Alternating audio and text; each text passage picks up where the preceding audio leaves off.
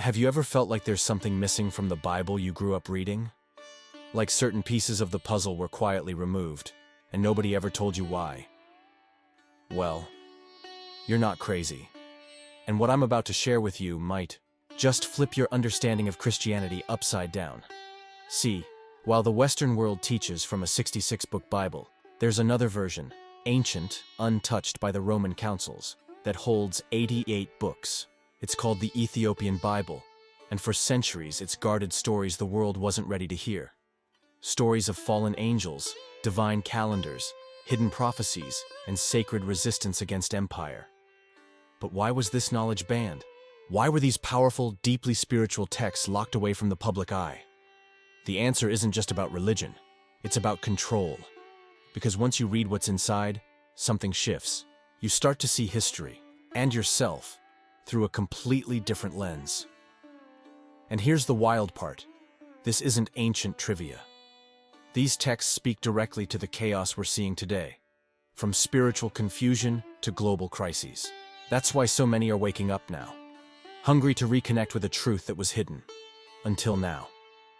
So if you've ever felt like your faith was incomplete, like there's more to the story, you're absolutely right. And today, we begin uncovering the secret knowledge they never wanted you to find. Bible, and finding not 66, but 88 books. Yes, the Ethiopian Bible holds entire chapters the Western world has never seen. It's like stumbling upon a hidden library, filled with truths echoing from ancient times. It carries silenced voices, forgotten stories, and spiritual codes that stir the soul. And that's where the mystery revealed begins. These additional texts aren't there by accident. They've been preserved for millennia, like a treasure the modern world isn't yet ready to grasp. Books like Enoch, Jubilees, and the 3 Maccabees are just a few that make up this sacred collection. And why were they left out of Western Bibles? That question opens a door few dare to walk through. Flipping through this Bible, the reader meets a Christianity that feels older, deeper, more alive. The Ethiopian Bible isn't just a book. It's a portal into the secrets of Christianity, left out of the mainstream. For example, the Book of Enoch describes in detail celestial movements and the mysteries of the fallen angels, content that would completely reshape traditional catechism. It's curious how what's hidden from us often turns out to be exactly what we need to know. Ever notice that? These rejected books bring forth a spirituality with deep roots, far beyond the filtered versions we've been handed. And that's where the real transformation begins. When the seeker realizes faith isn't about repeating doctrines, but digging until you reach the source. The 88 books of the Ethiopian Bible aren't just texts.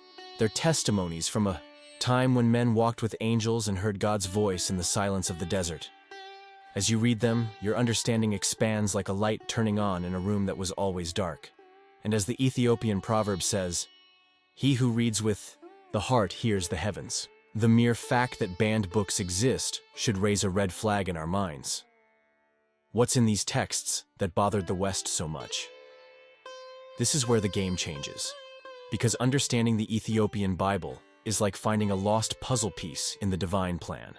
And as you put those pieces together, you start to see a fuller, closer, truer God. Including so many books also shows how Ethiopian spirituality embraces a diversity of voices. It's not a rigid faith, but a journey with many paths, all leading to the source. And the most beautiful thing is realizing that in this sacred book, the men and women of faith were regular people, just like you and me, trying to understand their place in the cosmos. People often ask, where do I start if I want to explore this Bible? A good tip is to begin with the Book of Enoch, then move on to Jubilees and Baruch. And if you're looking for something more direct and heroic, the Maccabees books are electrifying. Best part? Many of these texts are available online now, accessible to anyone ready to go deeper. If you're more into physical reading, you can actually find translated versions of these texts. But be careful, not the mainstream ones you see in big bookstores. Look for versions translated and commented by scholars in the Eastern tradition, like R.H. Charles, or those connected to the Ethiopian Orthodox Church. That makes all the difference. Now think about this. If a Bible with 66 books already has such impact on people's lives, Imagine what a version with 88 could do. It's like watching a cut movie and then finally seeing the full version, with all the bonus scenes and behind-the-scenes footage. The feeling is that you've been reading only half the story your whole life, and never even knew it. And don't be fooled. This Bible wasn't hidden by coincidence. There's a reason it remained untouched, protected in the valleys and mountains of Ethiopia, while the rest of the world followed another path. A greater force is behind its preservation, a spiritual mission now beginning to awaken consciousness around the globe. And that's when a disturbing question arises. Why were these texts excluded? What exactly was in them that made Western churches so uncomfortable? Maybe the answer is closer than we think. And it begins to unfold when we dive into the mysteries of fallen angels and forgotten giants, stories that challenge everything we think we know. One of the most controversial and awe-inspiring texts within the Ethiopian Bible is the Book of Enoch. Here, we find a tale rarely heard from Western pulpits. The story of angels who defied divine order and descended to earth. These weren't just symbolic figures. They were watchers, assigned to observe but not interfere. Yet they crossed that line, falling not just from heaven, but from grace. And this is where the real secrets of Christianity begin to unravel. These fallen angels, called the Watchers, took human wives and fathered children, giants known as the Nephilim. Imagine beings with immense knowledge and physical power roaming the earth.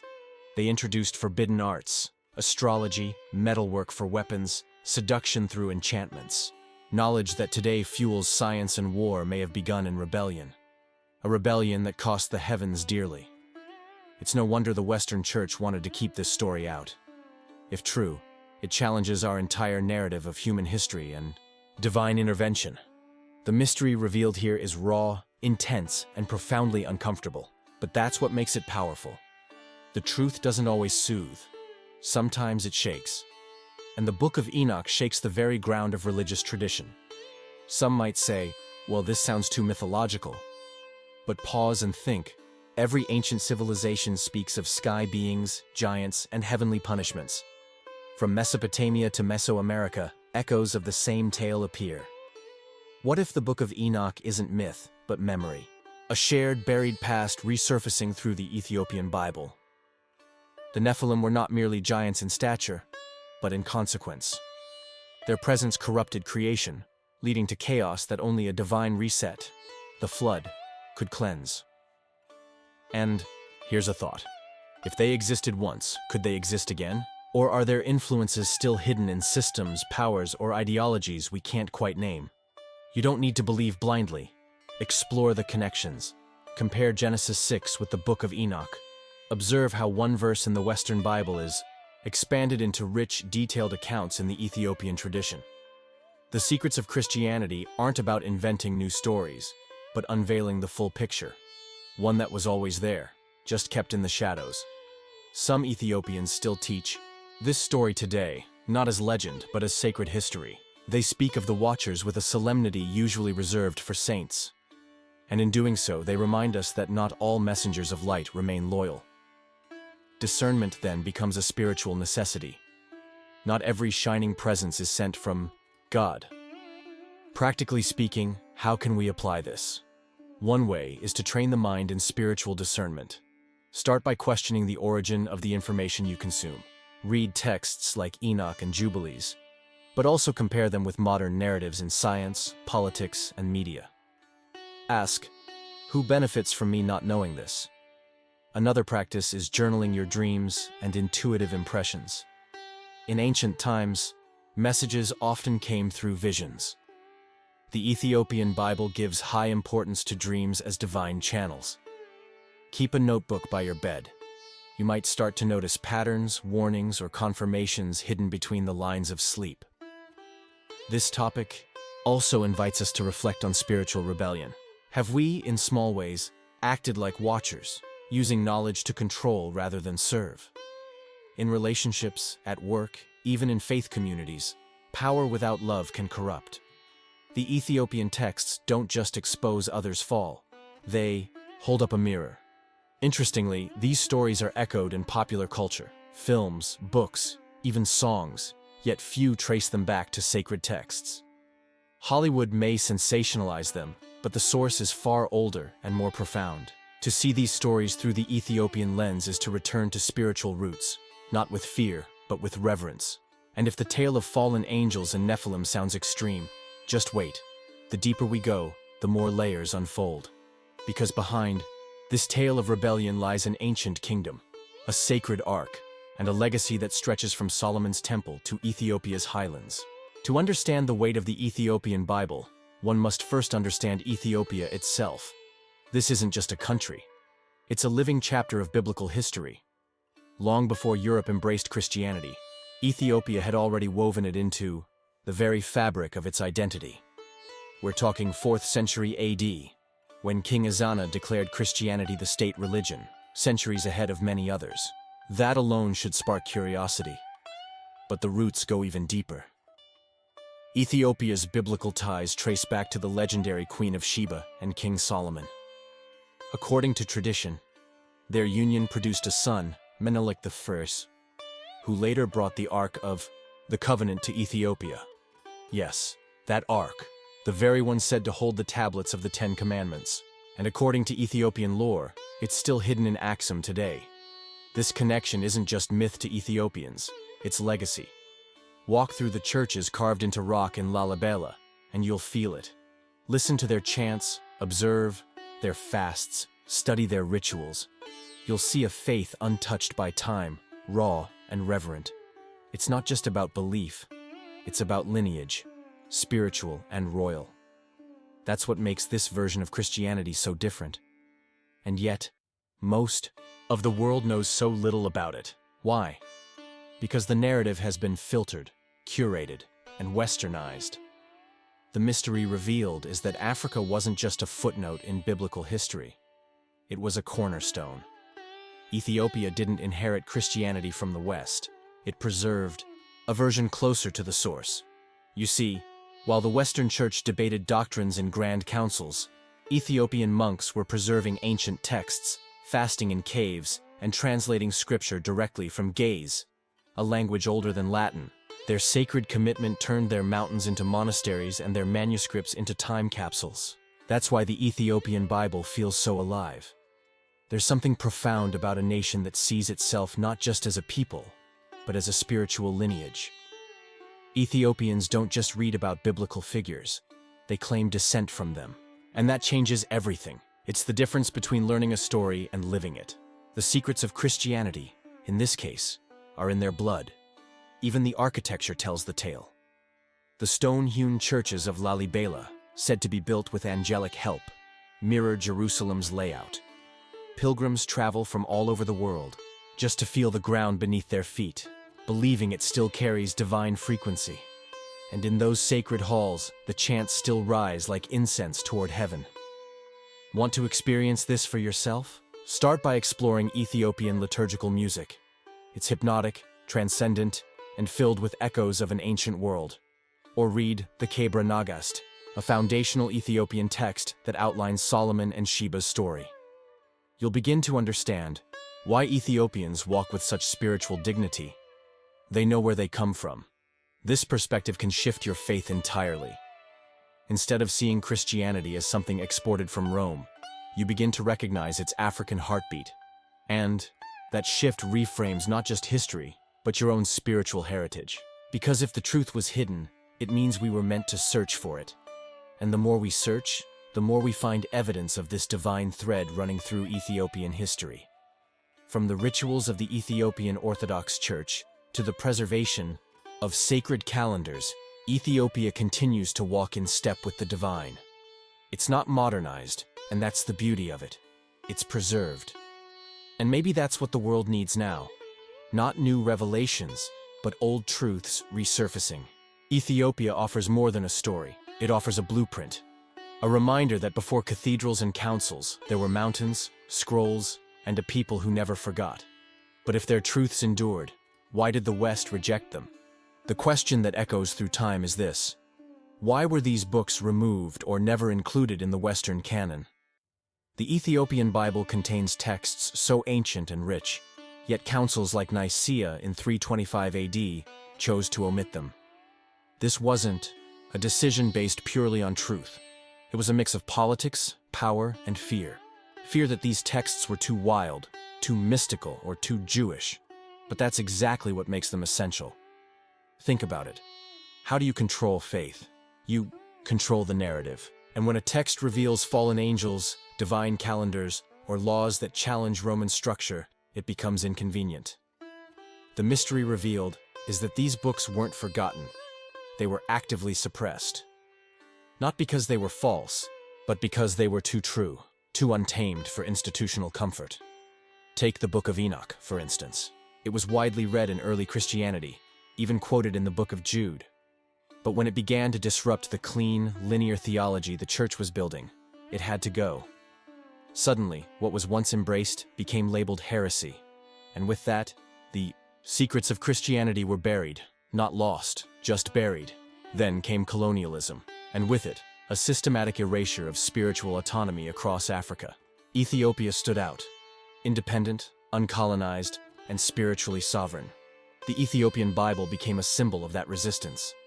So what better way to weaken that spirit than to invalidate their scriptures? Dismiss them as fringe, as fantasy, as foreign. But foreign to whom? Not to the early Christians, not to the Hebrew traditions. These books were deeply connected to Jewish roots, filled with prophecies, rituals, and cosmic visions. To strip them was to strip Christianity of its original garments, replacing them with politically tailored robes. And centuries later, we're still wearing the wrong uniform. Here's a comparison. Imagine a symphony where 1/3 of the instruments were muted. The music would still play, but it would feel hollow. That's what happened when these texts were silenced. The Western Bible isn't wrong, it's just incomplete. And the Ethiopian Bible plays the full arrangement. For anyone seeking real spiritual depth, this should matter. We're not talking about adding fluff or folklore. We're talking about recovering the original soul of the faith. And once you feel the difference, it's hard to go back. It's like tasting fruit from a tree that's been watered by the original spring. This also invites a more personal question. What have you been told to reject without examining for yourself? How many spiritual truths have we dismissed because someone said, "That's not part of the canon"? The Ethiopian Bible reminds us that canon is a man-made boundary. Truth doesn't need permission to exist. It's worth noting that even modern scholars are beginning to revisit these texts with fresh eyes. Archaeological finds, linguistic studies, and cross-cultural research are validating what Ethiopia preserved all along. What was once ignored is now being re-examined.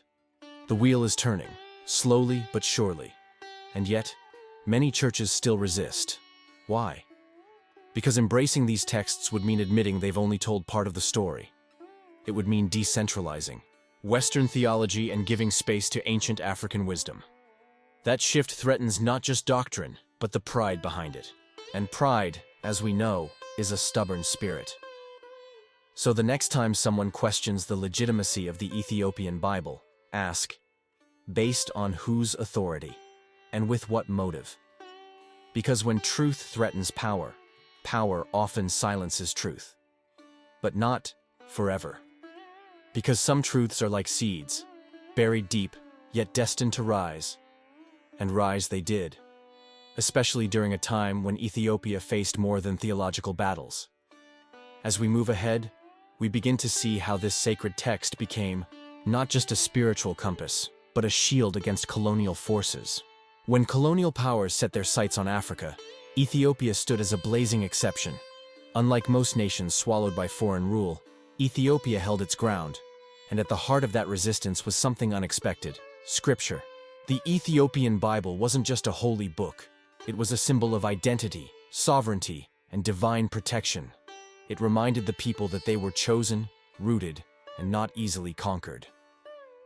During Italy's aggressive attempts to colonize Ethiopia, spiritual resistance became just as vital as physical defense. Priests carried the Bible into battlefields, not as weapons, but as shields of faith. Monks prayed in caves, warriors knelt before the Ark replica, and villagers clung to verses like lifelines. The Ethiopian Bible whispered to them, "You are not alone." you are not forgotten. This wasn't just poetic, it was strategic. Colonialism wasn't only about land, it was about erasing culture and rewriting identity. But how do you rewrite a people who believe their ancestors dined with Solomon and guarded the ark? The mystery revealed here is that the real war was spiritual. And Ethiopia fought it with ancient words and unshakable belief. Even language played a role. While colonizers imposed their tongues, Ethiopians preserved Ge'ez, the sacred language, of scripture. By doing so, they protected not just words, but worldviews. Because in every ancient verb and sacred chant, a truth lived on, a truth that didn't bend to foreign rule, but stood firm like the mountains of Axum. Let's get real. When you know who you are, no one can tell you what you're worth. That's what this Bible offered. Divine self-awareness. While colonial, narratives tried to depict Africa as backward or primitive, Ethiopia's sacred texts painted a different picture, one of spiritual royalty, cosmic knowledge, and covenant with the divine. Imagine being a child during that era, hearing your grandfather recite the story of Menelik I bringing the ark to Ethiopia. That isn't just history, that's empowerment. That's bedtime stories with backbone. And while other lands bowed to the sword, Ethiopia held up its scripture like a banner, one that said, "We remember who we are." It's easy to overlook this dimension of the Bible, especially when most spiritual conversations center around personal growth. But in Ethiopia, scripture was collective armor. It didn't just save souls, it saved nations. That's the kind of faith that transcends ritual. It becomes resistance. It becomes revolution. And maybe we need some of that today. In a world where identity is bought, sold, and algorithmically assigned, what if ancient texts could remind us who we really are? The Ethiopian Bible isn't just for Ethiopia. Its stories of resilience, prophecy, and spiritual authority echo across time, calling anyone who dares to listen. Want a modern takeaway? Try using scripture as a compass, not a crutch. Don't just read verses for comfort. Read them for clarity. Ask, what truth in this passage is trying to awaken me? That's what Ethiopians did. And that's how they turned a book into a bastion. You don't need an invading army to feel colonized. Sometimes it's the media, your job, or even your inner critic that tries to rewrite your worth. The Ethiopian Bible shows us how to push back, not with hate, but with heritage, with sacred memory, with spiritual pride that no empire can erase. So, while the world celebrates revolutions with guns and flags, Ethiopia quietly held a different kind of front line. One written in Ge'ez, carried in scrolls, and passed down through generations. And still, the question lingers.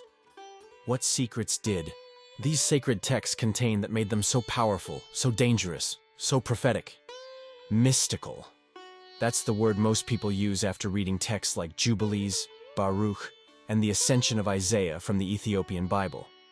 These aren't your typical Sunday readings. They're vivid, layered, and full of divine downloads. They speak of heavenly realms, angelic hierarchies, and cosmic timelines that challenge the way we see time, space, and even ourselves. It's not just theology, it's spiritual physics. Take the Ascension of Isaiah, for example. This book describes a prophet literally traveling through different levels of heaven, encountering angelic beings and witnessing the fall of Satan firsthand. It's less like reading a sermon and more like stepping into a spiritual vision. And if Isaiah could ascend, what's stopping us from lifting our own consciousness too? These texts push us to ask bigger questions. What if we've limited our understanding of God to what fits inside a church bulletin? The Ethiopian Bible says, no, there's more. There's structure in the heavens, codes in the cosmos, and divine order behind every flicker of chaos. It's a mystery revealed only to those who dare to think beyond the veil.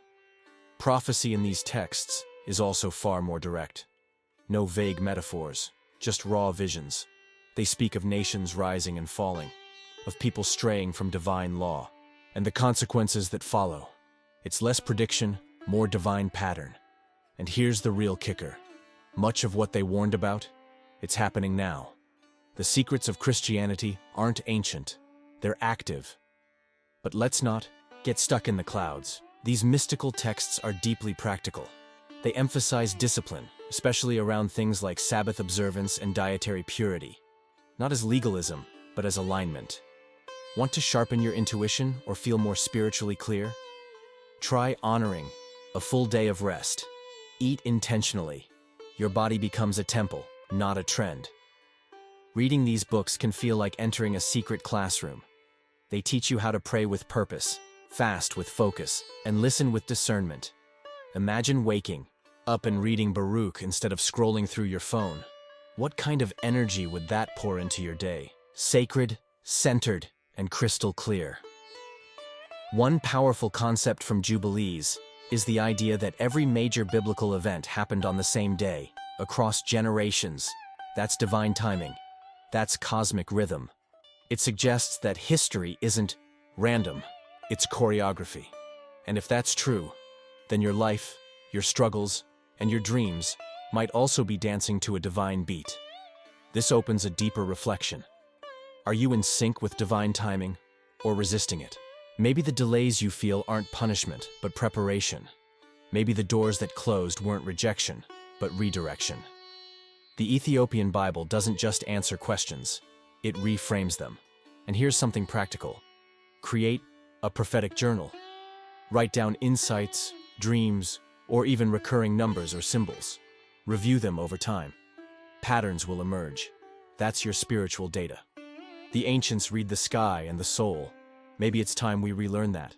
Art. These books also hint at an unseen war, not just between angels and demons, but between truth and illusion. And every thought you entertain, every word you speak, every action you take, becomes part of that battle. Awareness isn't optional anymore, it's essential. There's a reason these texts were hidden away. They activate, they awaken. They don't just inform, they transform. And once your spirit gets a taste of that kind of clarity, ordinary religion just doesn't satisfy anymore. So if you thought that was intense, just wait. Because hidden in this cosmic narrative is a calendar, one not built by popes or emperors, but aligned with the stars and sacred cycles. Time. It's one of the most mysterious forces we experience, yet we rarely question who told us how to measure it. The Ethiopian Bible introduces us to a divine structure of time through the Book of Jubilees, a 364-day solar calendar, aligned not with moon cycles or market schedules, but with sacred rhythm.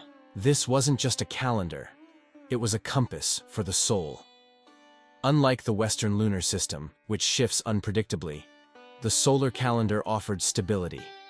Festivals were celebrated on the same day each year. Holy appointments were fixed, never floating. Imagine living life with spiritual appointments hardwired into your schedule. That kind of rhythm keeps your mind and soul in sync with the divine.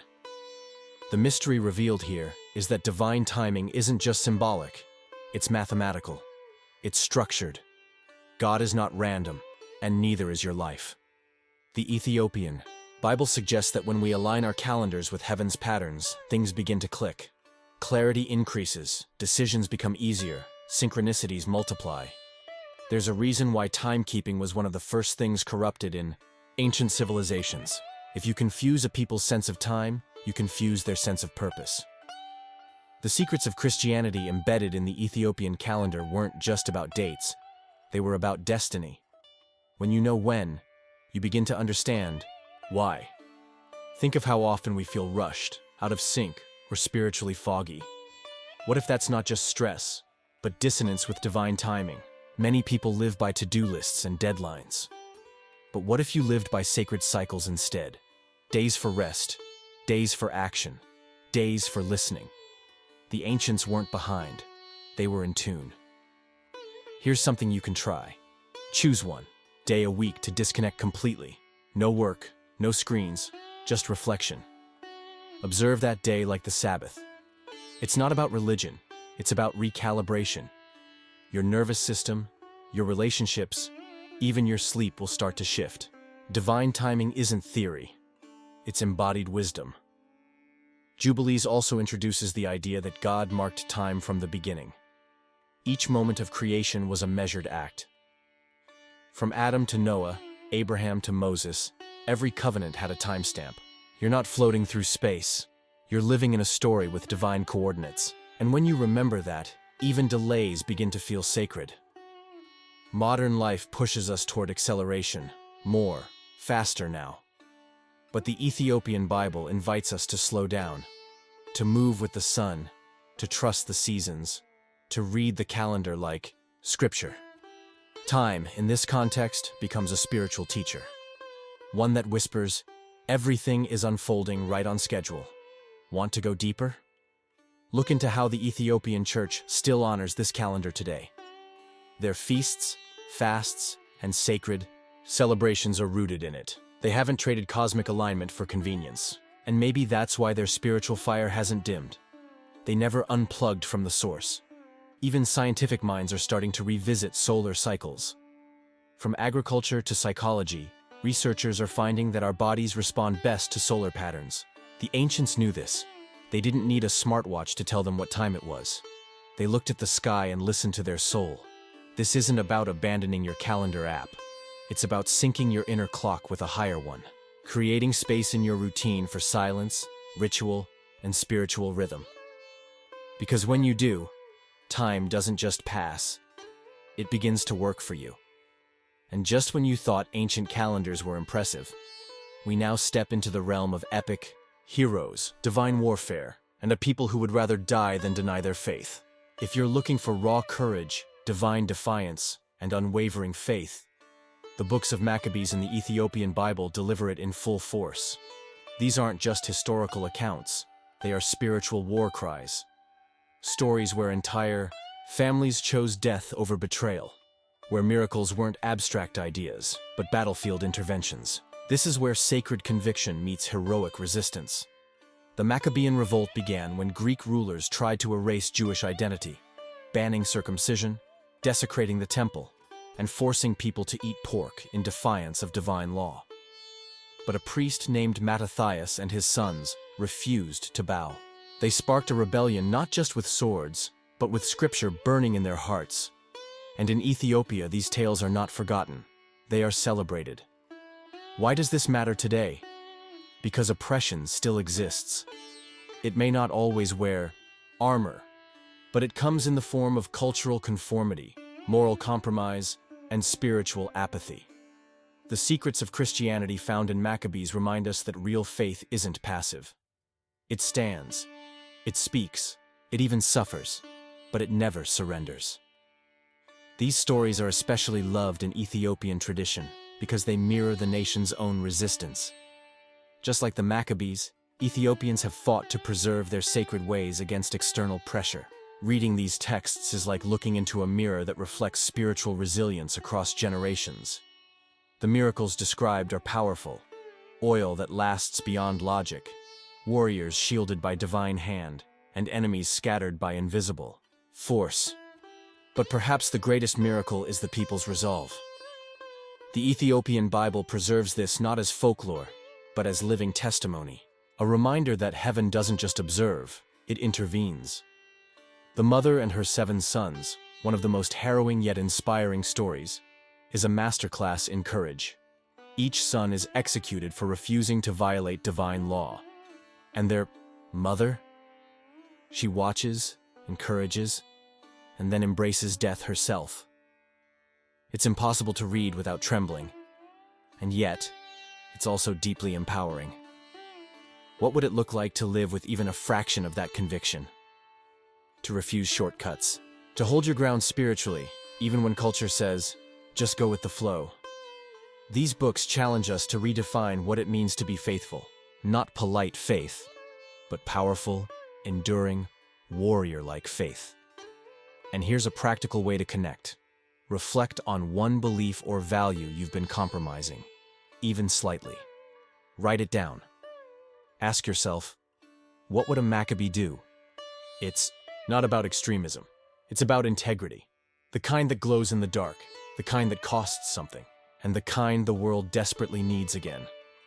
In Ethiopian churches, especially during times of fasting and national prayer, passages from Maccabees are read aloud with tears and trembling.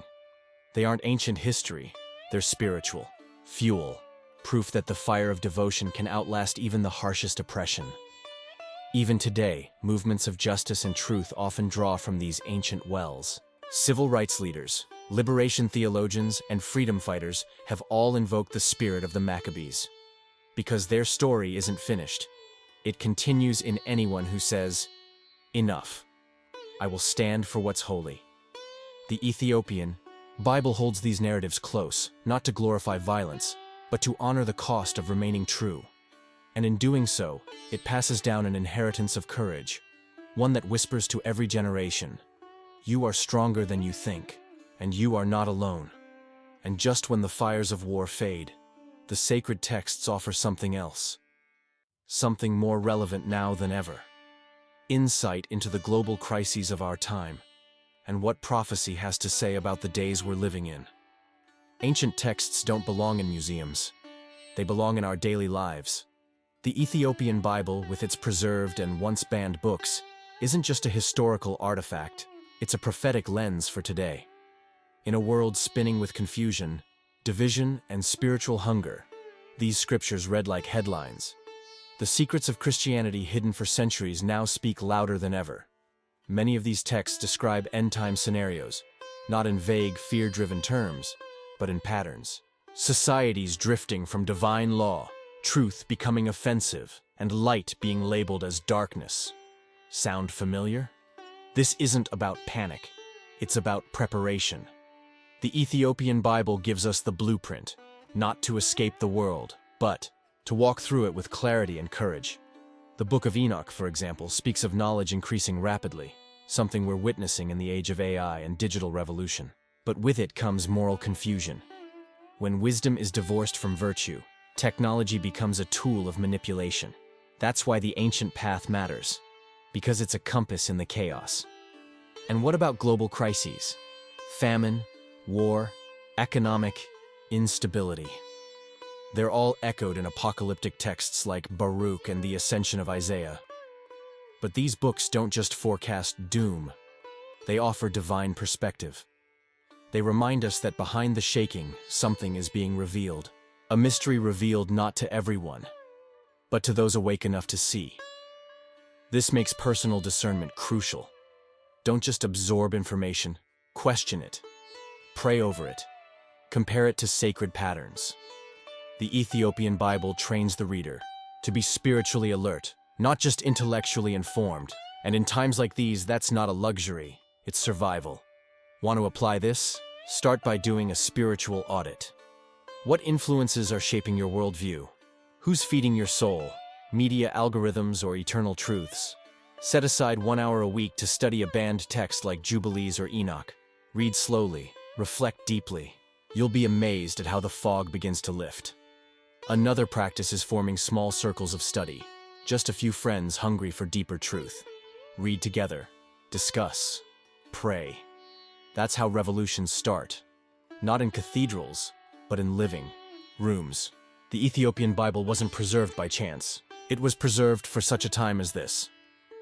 The beauty of these ancient texts is how they balance the cosmic with the personal. Yes, they speak of nations and angels, but also of individuals returning to God, families restoring order, and communities finding divine rhythm. It's not just about the end of the world. It's about the beginning of renewal. And don't be surprised if these books stir something in you. A sense of calling. A holy discomfort. That's the point. They weren't meant to entertain. They were meant to awaken, to call us back to the sacred fire. And once that fire ignites, nothing stays the same. You might be wondering, why now? Why is this knowledge resurfacing at this moment in history? Maybe because we're ready. Maybe because silence is no longer an option. The Ethiopian Bible is knocking, and souls everywhere are beginning to answer. This is your invitation to return to the roots, not just of faith, but of divine understanding. Because when the world feels like it's breaking, maybe it's actually birthing something new, something old, sacred, and powerful rising again. And now that we've walked through forbidden books, prophetic codes, and divine blueprints, let's take a step back. Let's ask, why was this sacred wisdom hidden in the first place? And who stands to lose if you discover it? Now that you've journeyed through hidden texts, forbidden truths, and sacred revelations, Let me ask you something. What are you going to do with all this knowledge? Because the Ethiopian Bible isn't just something you listen to and forget. It's a spiritual wake-up call. And once the veil lifts, you can't unsee what's been revealed. Are you willing to live differently now? To question more? To study deeper? To pray not out of routine, but with real hunger? Because here's the truth. This knowledge came to you for a reason, not by accident. You were meant to hear this. And now, you have a choice. Let it fade, or let it transform you. You don't need to be a scholar to start. You just need curiosity, courage, and consistency. Pick one book, Enoch, Jubilees, Maccabees, and let it speak to you. Share what you learn, start conversations, light the spark in others. Because revival doesn't start in temples, it starts in hearts. Now I want to hear from you. Which part of this truth hit you the hardest? Which book are you most curious to read first? Drop it in the comments. Your experience could awaken another soul too. Let's build this journey together, step by step, in community. And if you want to keep uncovering the great mysteries of faith, subscribe to the channel and turn on notifications. This is just the beginning. Because when people get access to the truth, nothing can stop them.